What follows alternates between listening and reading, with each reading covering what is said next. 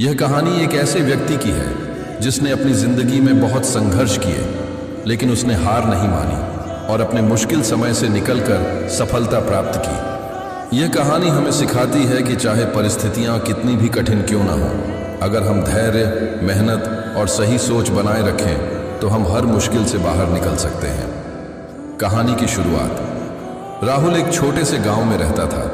वह बचपन से ही होशियार और मेहनती था। उसके माता पिता किसान थे और बहुत साधारण जिंदगी जीते थे।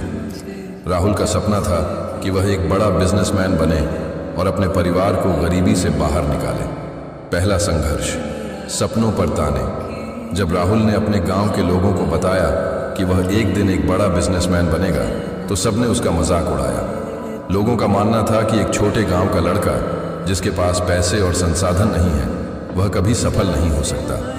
लेकिन राहुल ने इन बातों को अनसुना किया और अपने सपने की ओर बढ़ने का फैसला किया। दूसरा संघर्ष, परिवार की मुश्किलें। राहुल ने शहर जाकर एक छोटी सी नौकरी शुरू की और पैसे बचाने लगा ताकि वह अपना खुद का बिजनेस शुरू कर सके। लेकिन तभी उसके पिता बीमार पड़ गए। इलाज के लिए उसे अपनी सारी बचत खर्च करनी पड़ी।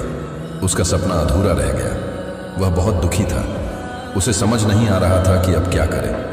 तीसरा संघर्ष, असफलता की मार। राहुल ने हार नहीं मानी। उसने दोबारा पैसे जुटाए और एक छोटा बिजनेस शुरू किया, लेकिन शुरुआती असफलताओं ने उसे झकझोर दिया।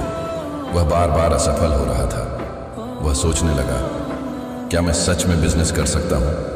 क्या मेरे सपने सिर्फ सपने ही रह जाएंगे? उम्मीद की किरण। एक दिन राहुल बहुत उदास होकर पार्क में बैठा था।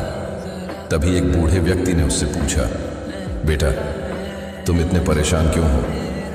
राहुल ने अपनी पूरी कहानी सुना दी। बूढ़े व्यक्ति ने मुस्कुराते हुए कहा,